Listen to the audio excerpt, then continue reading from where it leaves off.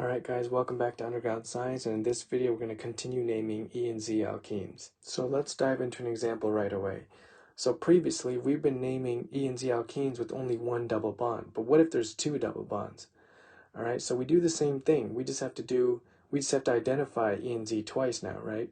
So let's start with this double bond first and divide it like we usually do, right? So let's start on this side of the double bond, on the right side.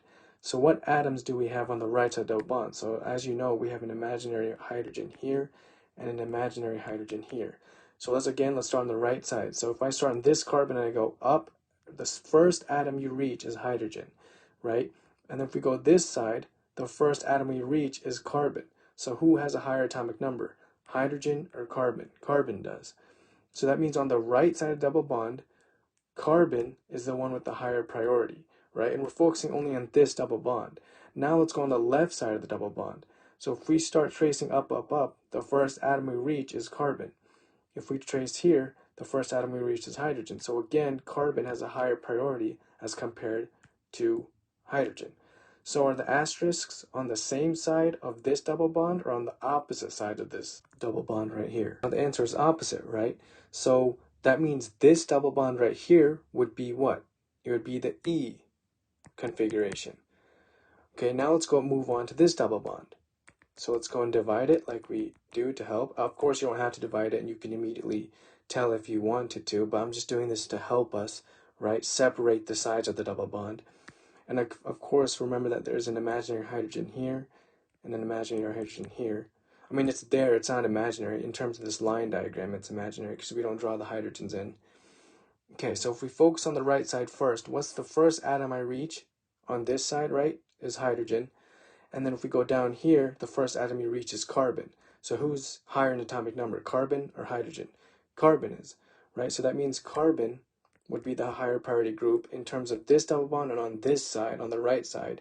Now if we focus on the left side, the first atom you reach is hydrogen, the first atom you reach is carbon here. So that means for this double bond, carbon right here is the higher priority group as compared to hydrogen.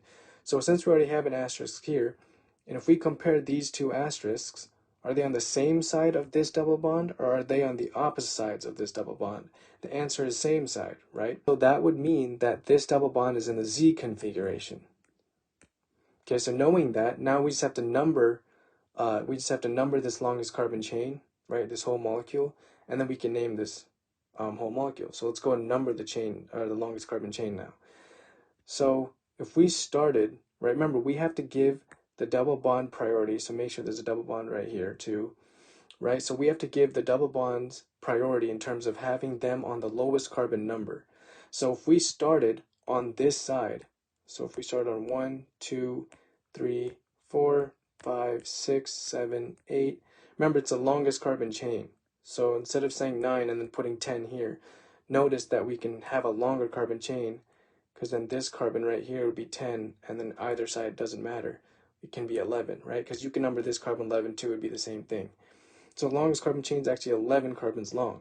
But if we look at the other side, because we can also number it from here, right? So it'd be 1, 2, 3, 4, 5, 6, 7, 8, 9, 10, 11, right? If we look at the blue numbering, at what carbon numbers are the double bonds on? That would be 5 and 8, right? So let's write that down, 5 and 8. And on what carbon numbers, right, for the red carbon numbering, at what carbon numbers are the double bonds on? So that would be carbon numbers 3 and 6. 3 and 6. So who is higher? Or who's lower? Because that's what we want. Is 3 and 6 lower than 5 and 8? And the answer is yes. So we use the red numbering. So now looking at the red numbering, let's go and name this molecule. We have to see what substituents we're working with, right? So we're working with a 2-bromo substituent. Okay, and then if we look here at the 9th carbon, we have a methyl substituent. So we're also working with the 9-methyl, right? And on the 10th carbon, we have a methyl substituent also. So we also have a 10-methyl substituent, and that's basically it. And then of course, right, what did we figure out in the last few slides? That this double bond right here, let's write in a different color. This double bond right here is in the E configuration. And then we saw that this double bond here is in the Z configuration. So putting this all together, what we can do is write it like this. So let's write out the E and Z first. So at what carbon numbers do we have the E and Z at? Right? So we have 3 and 6. So what we can do is write it this way. We can say parentheses 3E, comma 6Z, right? So right away we got rid of the E and Z in identifying that configuration. Then we name it like we normally would name any other alkene. But make sure to pay attention to alphabetical order. Does B come before M? And the answer is yes, so you name that first. So it would be -2 bromo, because the bromine substituent comes off the second carbon. And then, at what carbons do we have the methyl substituents on? That would be 9 and 10, right? But because it's the same substituent, you can just use the prefix di, right? So remember, di means 2. So if we named it that way, it would be 9, 10 dimethyl.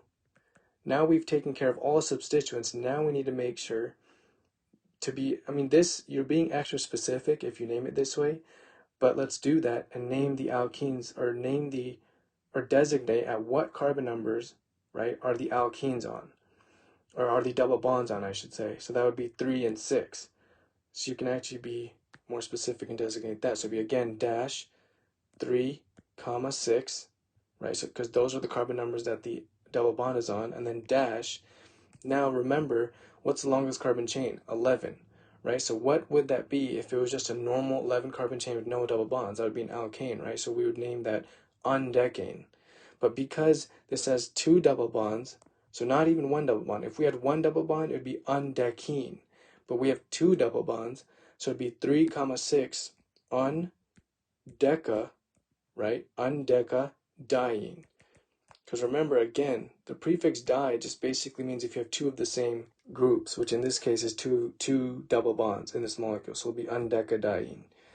And this would be the correct name for this molecule above. Now let's move on to another example.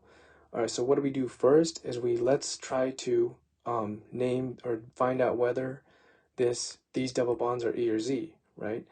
And so let's just start with this double bond first. So let's go and divide this, right? And then if we start on the right side of the double bond, so remember there's let's draw the imaginary hydrogens first so we can name it better. Starting with this side first, right? Starting with this double bond first on the right side, what's the first atom you reach? Hydrogen. What about going this way? Carbon is the first atom you reach. So who's higher in atomic number, carbon or hydrogen? Carbon is. So carbon would be the higher priority group for this side of this double bond. So let's go and asterisk that. Now let's start on the left. Let's go on the left side of this double bond. We're tracing. The first atom you reach is hydrogen. You come this way. The first atom you reach is carbon. Who has a higher priority, carbon or hydrogen? Carbon does, right? Because carbon has the higher atomic number. So let's go and asterisk that. Now if we look at this double bond, right, and the asterisks, are the asterisks on the same side of this double bond or on the opposite sides of this double bond? And of course the answer is the same side, so that means this double bond right here would be in the Z configuration. Alright, so now let's move on to this carbon. So if we divide this and look at the left side of this double bond first, the first atom you reach is a carbon, right? And then if we go this way, the first atom you reach is a hydrogen. So who's higher in atomic number? Carbon is. So that's a higher priority group, right? And then if we let's draw a better asterisk. And then if you look at this side of the double bond, the first atom you reach is hydrogen, and if you're going this way, the first atom you reach is carbon. So the higher priority groups for this double bond would be carbon on this side and carbon on this side. And if you look at the asterisks, are the asterisks on the opposite side of this double bond or on the same side of this double bond? And the answer is opposite, right? Because this asterisk is pointing downward, right? Because this carbon is pointing downward off of this double bond, and this carbon is pointing upward off of this double bond. So that means this double bond would be the E configuration. So let's go and write that down.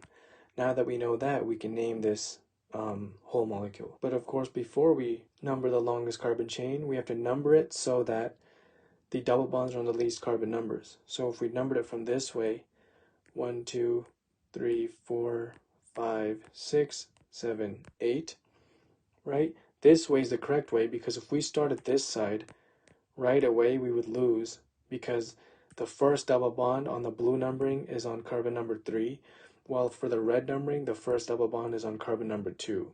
So right away we don't have to number it the blue way. We can just keep the red numbering, because the red numbering is the correct numbering. So once we know this, off of what carbon is the bromine substituent coming off of? So it'll be a 7-bromo, right? Because it's off the 7th carbon, the bromine substituent. And then we also have another substituent we have to pay attention to, which is right here on the 4th carbon, which is the methyl substituent. So that'll be a 4-methyl. And then we also have, remember, let's not forget, this double bond is in the E configuration, and this double bond right here is in the Z configuration. So knowing that, now we can name the molecule. So in the previous example, right, we put the E and Z first, and we also designated at what carbon numbers the double bonds are later. But here, let's name it a different way, because this is also a correct way to name it. So first, we can name the substituents. So it'd be 7-bromo dash 4-methyl, right, because the methyl's on the 4th carbon.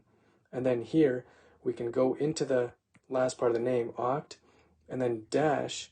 Right now, here we can put the E and Z configuration and the carbon numbers in which the double bonds are on.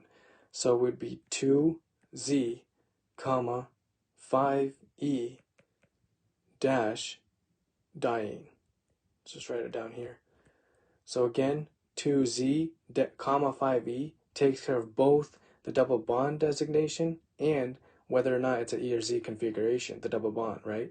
So 2Z would be saying, okay, 2 is for the fact that the double bond is on the 2nd carbon, and Z is because this double bond is in the Z configuration. And then 5 would be the fact that 5 would designate the fact that the double bond is on the 5th carbon, and E would mean that this double bond on the 5th carbon is in the E configuration. And then of course you have to end it with the correct ending, which is diene, because there's 2 double bonds. Okay, so this should be the correct name for this molecule above. Alright, so this last example, we won't focus on E and Z specifically. We're just going to focus on naming it like we do any normal alkene.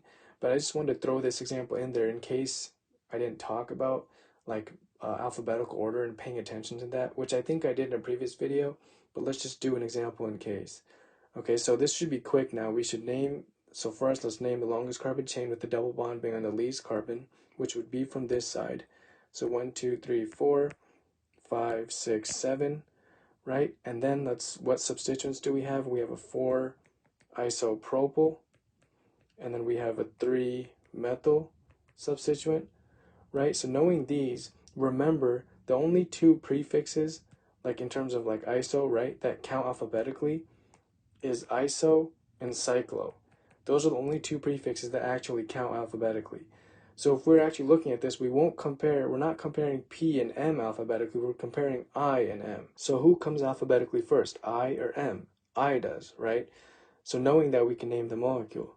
So we have first substituent we're going to write is the alphabetically first substituent. So that would be I in terms of isopropyl. So it would be 4-isopropyl. Then we name the methyl substituent. So that would be 3-methyl. And then dash 2, because that's where the double bond is. And the longest carbon chain is 7 carbons, so it'd be heptene, and ene because it's an alkene because we have a double bond. But of course, for IUPAC rules, also keep in mind that you can write it this way. So write the 3-methyl substituent, and then go right into the name, which is hept. And then instead of finishing it off, we designate the double bond here, specifically be on the 2nd carbon, and then we finish off with the suffix ene. And so according to IUPAC, both of these ways are correct in terms of naming this molecule above. And that's it for this video, and we'll start alkynes and alkyne naming in the next few videos. Alright, so I hope to see you guys there.